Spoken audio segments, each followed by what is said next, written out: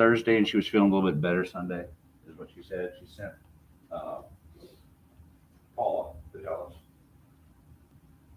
So she was a little bit better, but not quite ready to come. And Barry not be working. All right, now. Dad, would you do this one prayer, please? And Lord, most gracious Heavenly Father, thank you once again for this privilege to begin to study your word.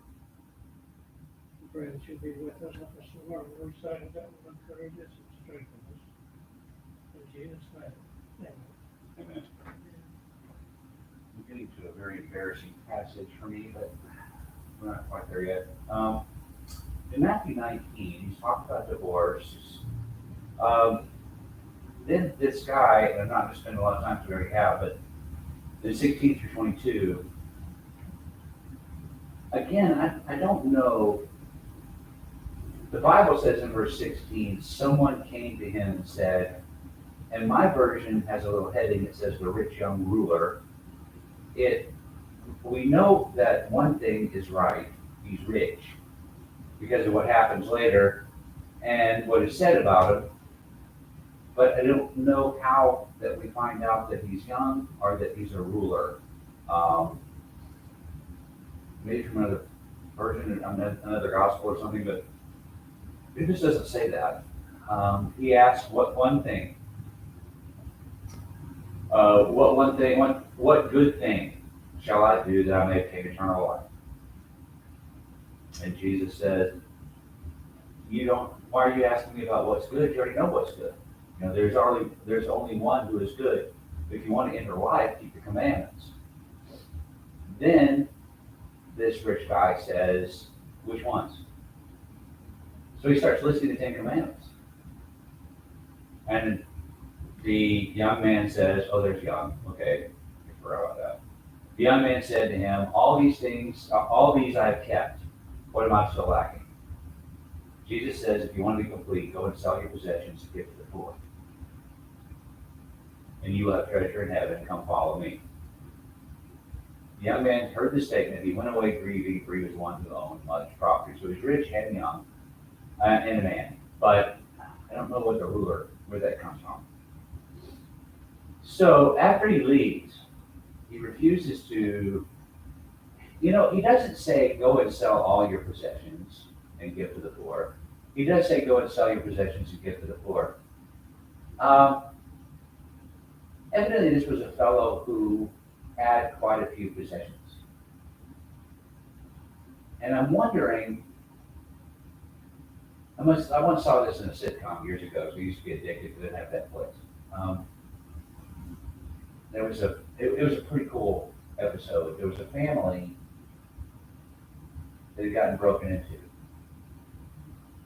And one of the children was having trouble leaving the house after that. Every time they left, they would hide everything, And the father told them, well, you know how fathers in sitcoms used to be, they were all wise. They told them, well, there's two ways you can look at this. You can own your stuff, or you can let your stuff own you.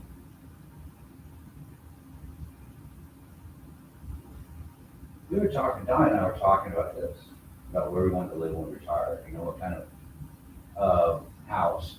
And I started thinking about this passage. I used to really like the idea of a tiny house. But then I saw what people had to go through that live in them. Mm-hmm. And I saw a lot of it here, but I saw a bunch, like in Shanghai and Beijing and places like that, where they have these huge, big, monstrous buildings with these little tiny apartments in them, trying to make the most of what they've got. People don't have to pay as much. There's one guy that he takes down everything and turns his apartment into a kitchen. That he flips up everything and turns it into a living room. And he flips up everything and turns it into a bedroom at night. Flips it all back to a kitchen so he can eat breakfast in the morning. I thought, that's just too much trouble. And the tiny houses are too. You got to flip up the ladder, this, that, and the other. So I thought, I don't think I could live that way, but then there are others, and I even have family like this. They have such a huge house that it just takes everything to keep the house up. So what do you get? I think I would like to have something where I could have a room to do everything in, like a bedroom, a kitchen, a bathroom, and a, living room.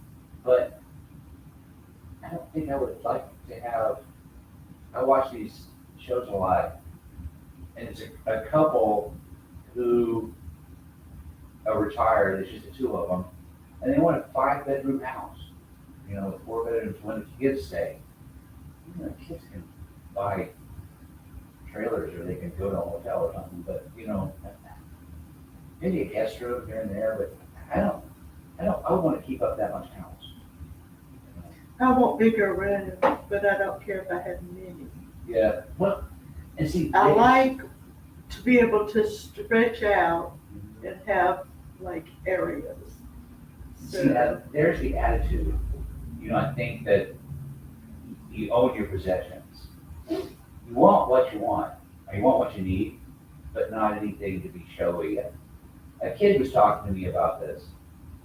He said, if you ever get a lot of money, he was one of the smarter kids I teach. So if you ever get a lot of money, would you buy I don't even know what it was, some sort of car that, I said, no.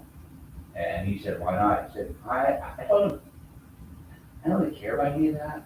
I don't want to drive my car by your house and have you look at me and say, oh, I wish I had that and be a this. I said, I don't really care. As long as I can turn the key on and it starts and I can make it to where I need to go and make it back, I'm good. I'm okay. And I can afford to run it, because right now, Donna's truck that I've been driving, you can just almost see the gas meter with it. But I only go to and from school. And it's not so much, some people, I think your possessions take over you instead of you owning your possessions. I think a little bit of that is here, because it says go sell your possessions and give to the poor. And so he leaves. But is the implication you will have it in heaven? Is it the selling or the giving to the poor I think that is adding the both. increase? I think both. Sell your possessions because your treasure is not really here. True, you can't take it with you. Right. And do something good with it. And you will have treasure in heaven.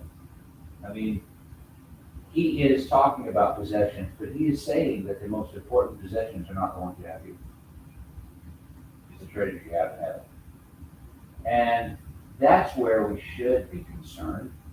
But, because let's face it, I mean, all of us, and if this room was filled, I could still say it, all of us have been through times when we were in need financially, and all of us have been through times where we were doing pretty well financially. But, you have to look at it, May 18th, 2022, we're still here. It's not, the kids were talking about this at school the other day too. And they said, I hate paying this much for gas. And I said, I do too. And they said, well, we got to do something about it. I said, I'm not sure there's much you can do immediately about it, but, I think I would rather pay a little bit more for gas, or a whole lot more for gas, and limit my driving than I would having bombs falling on me every day. I have to worry about that.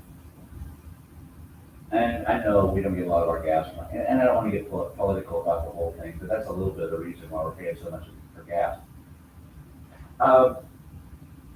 So we just don't go as many places. Okay, is that a big deal? It was for me last week Yeah, you had to go to a graduation, didn't you? in North Carolina. And what happened was I didn't get gas. Overnight, it went up $1 a gallon to $4.29, and I nearly passed out. Why didn't I Where were get you a at when bill? that happened? right up the road. Oh, here? Yeah, Yeah, it went over. I went to Love's and they were this much cheaper, but then it went down the next day, but I was already had to fill up. But the idea, and I thought of that, I mean, I've thought of a lot of this Uh-huh. recently. That's giving up more than I want to give of travel. Do I not see my granddaughter's graduation? Do I hold back because inflation is killing me? And So you go. I debate. You go And I thought of this very passage Mhm. that, am I selfish? No. Self-examination, you know, and I You- think, well, you no, go not ahead and really. go, and maybe when you get back home, go to those places Well, to make up for it, you know. I debated, I have a long to do, but, you know, you think about these things and what God means of sell your possessions. Well, And I'm with you, I think it was to correct his opinion, probably it's that priority he could do Yeah. something to get there, push a button, you know. to protect your, I'm not protect, but to prioritize where your possessions should be, where the most important ones are. Yeah, I feel you. I mean, there's been a couple of times we haven't gone places because, you know, or what we usually do is we combine trips. You know, we do several things at one time, you know. And, you know, like Donna's medicine and Dad's medicine are at CVS. Okay, we got good insurance. These don't cost that much. In fact, ours is better than Dad's medical. I thought CVS was pretty good because I had to have it for years and I switched to Kroger January and found out they've been ripping me off left and right. Well, his plan will only go to CVS. That's what they told me, but that turns out to be false. He had some sort of G-Hop plan. That's what they told me. Well, no, the government told us I that. mean, that's what they told me. But he goes to Kroger. Well, it Yep. turns out that's They're good. that's like you can get insurance at the post office. Uh-huh. Well, that's a suggestion, it's not the truth. Yeah. And sort of this other is, but I found out they were charging me $500 for one of my medications and I get charged 35 at Kroger. That's a major difference. Oh, yeah. It's, And it's worth looking. yeah, it really is worth shopping. Anyway, when we have to go to school, you know, CVS, we always go there, go a couple of places, Yeah.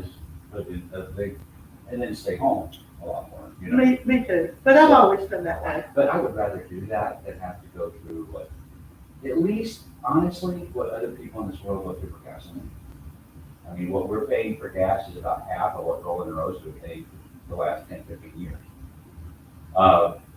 When they go places, you know, there's a reason Paris is all they've been into electric for years, you know, because it's just so high.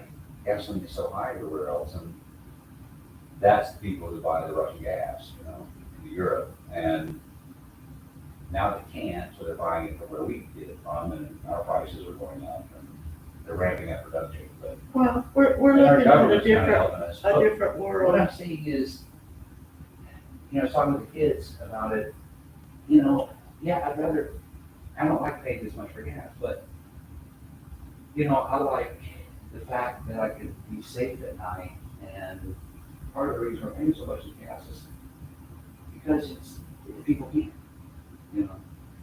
So. you They've lived in contend- a world of abundance.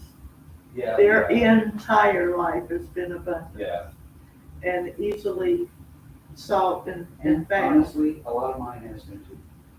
A lot of ours have. A lot of mine has too, but I live differently, Yeah, longer.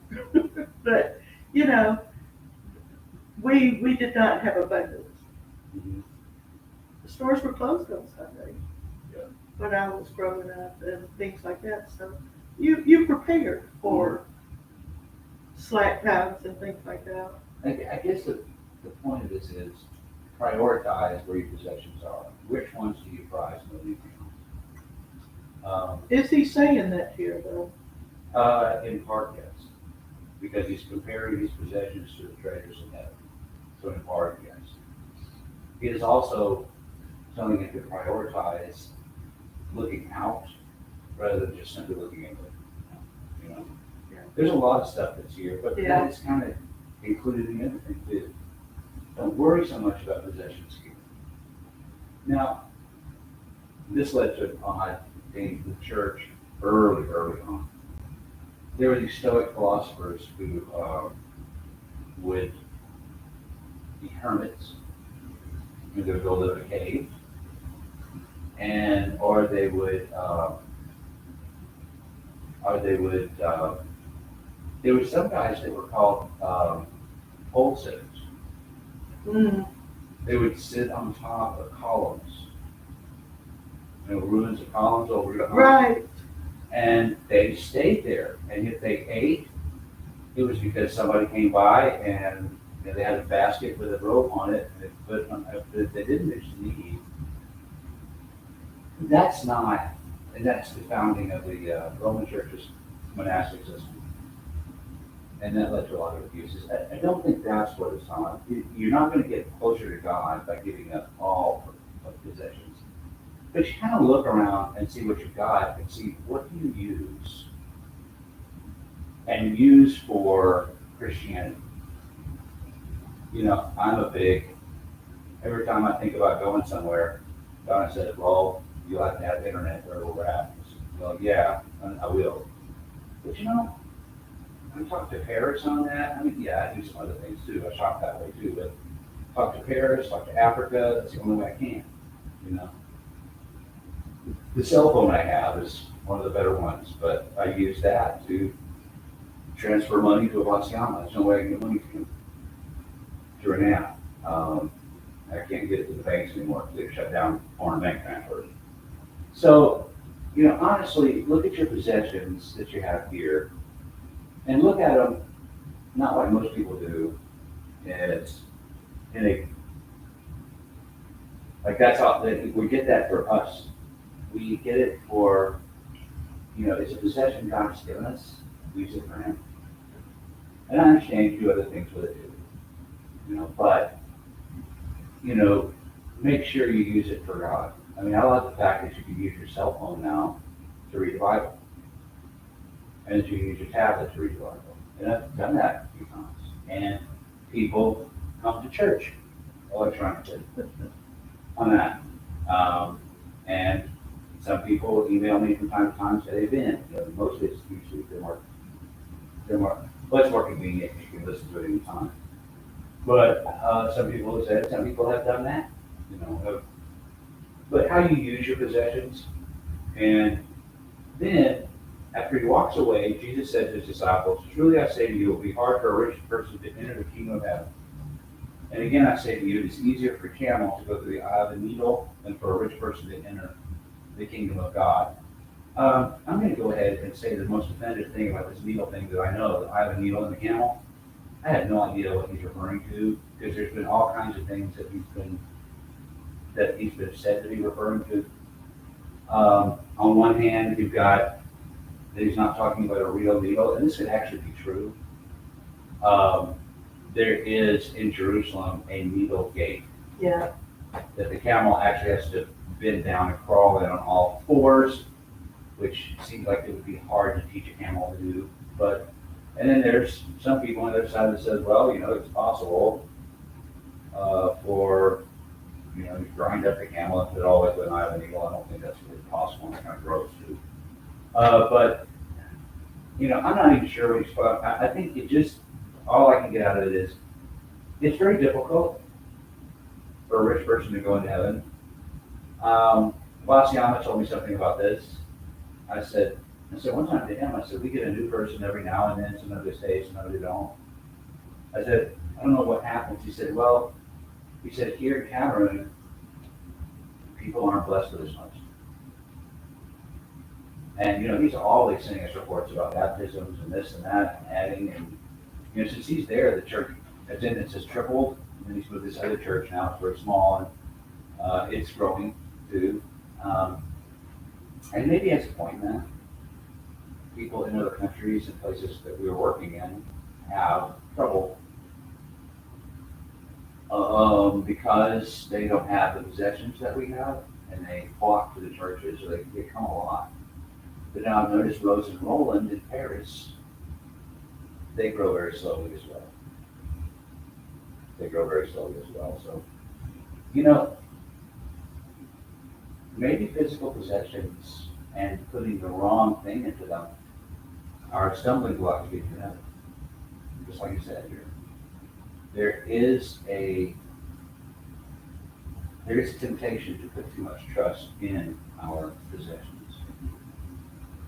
And so the disciples heard this. They were very astonished and said, then who can you save? And looking at them, Jesus said to them, with people this is impossible, with God all things are possible. Well, this group of people called the disciples, which most people interpret as the 12, and it easily could be, it probably is, but in both places, these people who were called the disciples, the first thing they were upset with was they wanted to divorce their wives for any reason. Because then they say, well, this is like a hard saying, who can go to heaven? You have to do this. When Jesus says, don't divorce your wife for every reason. And now, you know, it's easier for a camel to go through the eye of a needle than for a rich person to enter into heaven. They said, who can we save? It's kind of disappointing, isn't it? I mean, in this group that have heard Jesus speak, and they say, well, you know, it's kind of tough because you're not letting us, you know, you're not letting us get rid of our wives, and you're not letting us want to be rich and live a life of luxury. So who can you save? It's kind of disappointing. And they supposedly had given up everything to follow him, so Yeah. literally almost everything, shirt on the back. Look at verse 27. Yeah. Why did they do it? Peter responded and said to him, behold, we have left everything and followed you. What then will there be for us?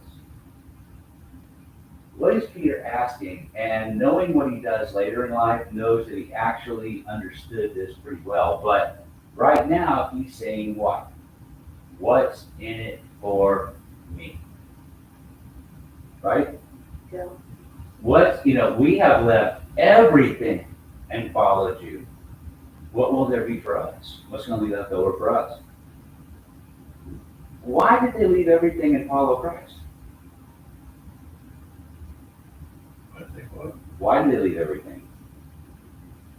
Why did they leave everything behind and follow Jesus? Well, I think it's a different society than yesterday, and they did more like following a teacher. They did.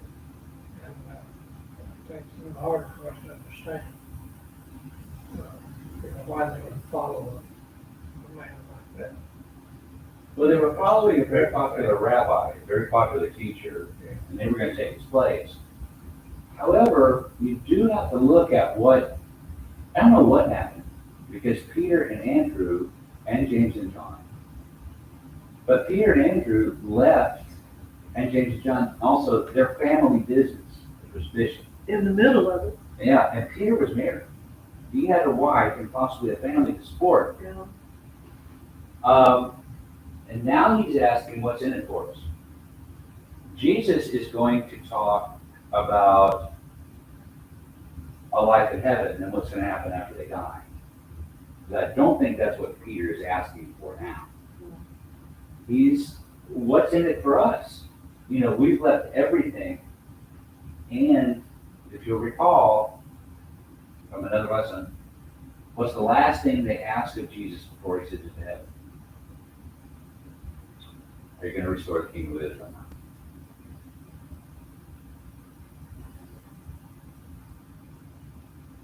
Are you going to restore the kingdom of Israel now? What did they think, at least in the back of their mind, they were going to get through following Christ? The whole culture thought Israel was going to be restored long before Jesus started his ministry. They're going to be leaders. They thought Jesus is going to be king and we're going to be royal. Imagine like David's time. Yeah. Jesus is going to be king and we're going to be royalty. And among that, we're going to be wealthy men. I mean, we know they were thinking about that. And is that what Peter is asking? And just to say yes, I think would oversimplify it. I think would say things that we're not really given the evidence to say completely. But I think we can go as far as to saying, at least in part, that's what he was wanting. When it says about the 12 thrones, I don't even want to talk about I don't know, I don't either, but, well, mine's a personal. oh, selfish okay, reason. but I don't have a good answer, and I've never heard a really great one, but, is it implying what they will look forward to I think so. in heaven, their place that they will have in heaven, Well, yeah. that they will have a significant place. Then he follows it with first and last, so they have Okay. the idea that they're first. In talking about it, I can tell you this, the most definitive answer I can give you on what does it mean they're going to do, I do not fully know. However, they are seen in Revelation. The 24 elders and the 24 thrones. And it talks about judging. Yes, but judging, judging to the Jews and judging in the Old Testament was much different. Judging, where we look at and we decide things. Judges in the book of Judges were military leaders. They were temporary military leaders. I think this seems like more of a permanent position, but these people were not. Well, that's what he intended instead of kings, Right. was appointed and brought into existence. Well, these people For did not have, judging. the judges did not have the authority they had because they were born into it or to lord it over people. They had the authority that they had so they could help the people and bring them to victory. And they had a sense. of And that. So we see what they're doing. And I'll tell you why I don't like this, because of something I said years ago. But truly I say to you, what's it going to be for us? Truly I say to you that you who have followed me in the regeneration when the Son of Man will sit on his glorious throne, you also shall sit upon 12 thrones, judging the 12 tribes of Israel.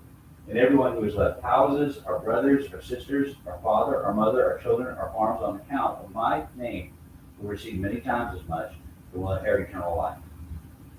But many who are first will be last, and the last first.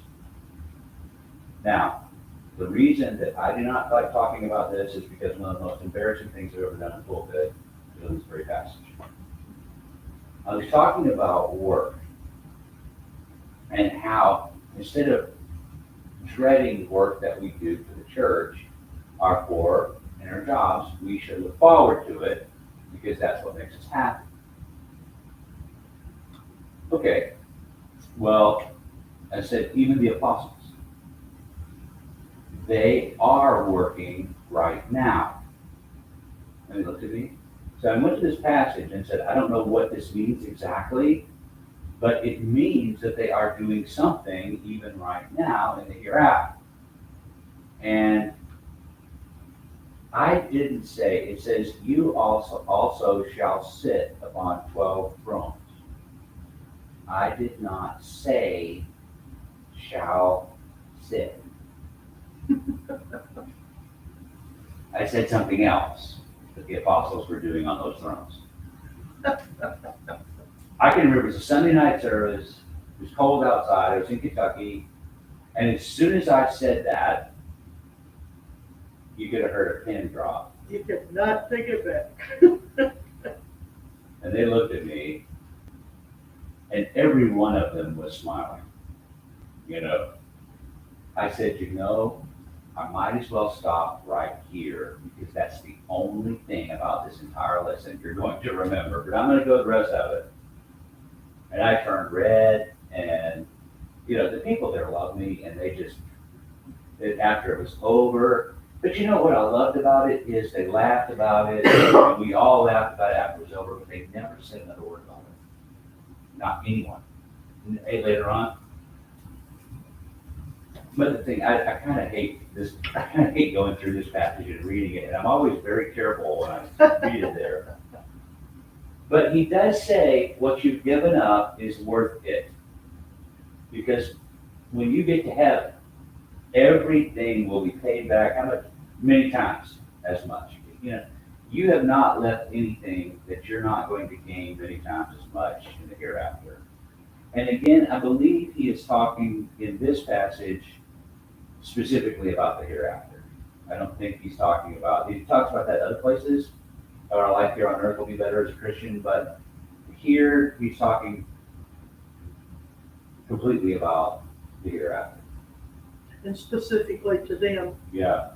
in a manner Yeah. also. This is why I think these disciples that he found are the 12, but it's really not definitive that it's them. But and we do see them in Revelation, the 24 elders on the 24 thrones around the throne of the Lamb, and let's just face it, there's not really much that can be besides the 12 tribes of Israel, 12 patriarchs, and the 12 apostles. So they are there, and they shall sit, and we have this about them sitting on these thrones to also say that, but there's isn't much else that it could be. And I think that's great. You know, it symbolizes the old and new covenants together that come to fruition. So, you know, John and Zebedee, or not Zebedee, John and Zebulun are talking to John. Zebedee was his father, but Zebulun or Reuben or Gad or Asher, you know, they're all talking to. There's a friend of mine who has 3 boys. He's named every one of them. One's Levi, one's Asher. I can't remember what the other name is, but he named them all after the 12 patriarchs. So we work with this at school. Now,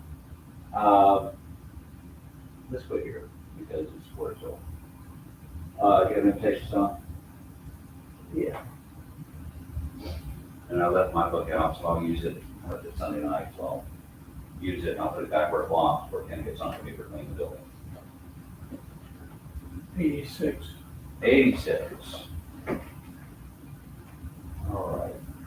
Song number 86.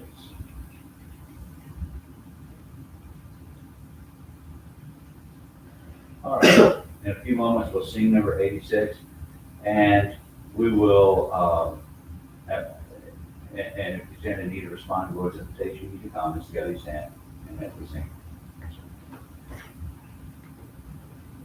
I gave my life for thee, my precious blood I shed, that thou mightst ransom me and quicken from the dead.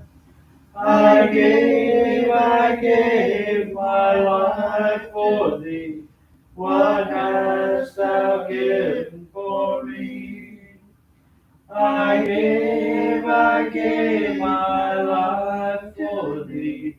What hast thou given for me? Our Father in heaven, we thank you for this night. We thank you for this time that we can come and study and look at and discuss your word. We ask, Heavenly Father, that everybody in the world has this privilege, and that everybody with this privilege will use it. Pray that you continue to care for us and dismiss us from this place, but never from thy presence. In Christ's name we pray. Amen. All right, the only announcement we have, unless I'm missing something, Kim, is Super Sunday is this coming Sunday. So be in prayer for those who we've been asked to. Donna's not feeling well tonight. She's still having trouble with, I think it's UTI that she got, which gave her the fever and nausea and all that kind of stuff. When she gets something, it really hangs on, causes a lot of symptoms. So. Yeah, UTIs can go to septicemia pretty quick. Yeah, and with her. Did she stay in go back to the rehab? That's a big thing with insurance. Yes and no, maybe. I don't think she wants to. I mean, is she going back in or going? Probably the next thing she does will be go to Piedmont for some tests. I figured out when yet though, so. Is there anything else we can talk about? fixing to unleash a whole bunch of brand new taxpayers on the earth on Saturday morning. Redskin alumni, taxpayers, and I don't know how many seniors we have graduating. Maybe less after this week. Final week was, for seniors was over Tuesday. That's what I'm saying, I thought it was over. It was over Tuesday, but still some seniors are working on things to make sure. No kidding. Are working on things to make sure they can graduate. So, Addie, she'll be coming to high school. well, she will. She got a lot, I think they're one of her teachers. Huh? I'm not sure, I think they've already looked at the classes. Oh, really? Yeah, What am I teaching? I I don't know. don't know. I don't know yet either. I don't know, but she got 6 or 8 achievement. Oh, you're just smart kid. She's a very smart kid. So is Kelly. I was pushing Kelly, I said, now's the time. Make the push for valedictorian. Okay, that, He could do it if he wanted to, but he's not, you have to start that in 9th grade. well, he's close. More like the 8th grade. But he's close because of what he's done, and there's a few that are kind of superstars too, so. Yeah. That is a very tough thing to get. I found out this time, just how tough it was. It takes a while. It takes some people in the math department to help the counselors and stuff to balance out. Because it is a difficult thing to get to. Because there's some smart kids. I was surprised how easy though it is to bypass too and take easy stuff. My granddaughter was valedictorian, and a lot of people made a push for it at the end by taking substandard tests You and can't grades. as much anymore because it's no longer a 4-point scale, it's a 5-point scale. It's a 5-point, So I don't understand the language that they're using I can tell you in what. college now though, because she was supposed to graduate in June, this June. And what she did was she took something in the terminology I didn't understand, but she's gonna graduate in November now by doing the things with the masters.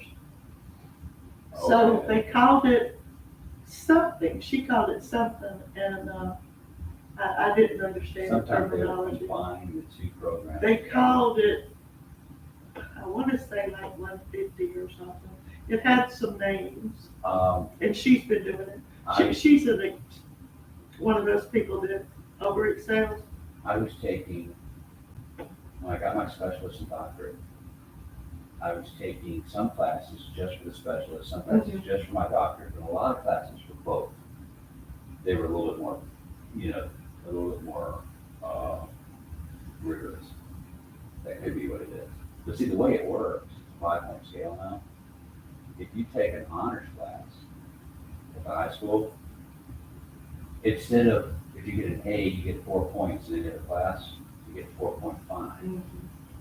If you take a dual enroll class, you get an extra 1, which is a 5.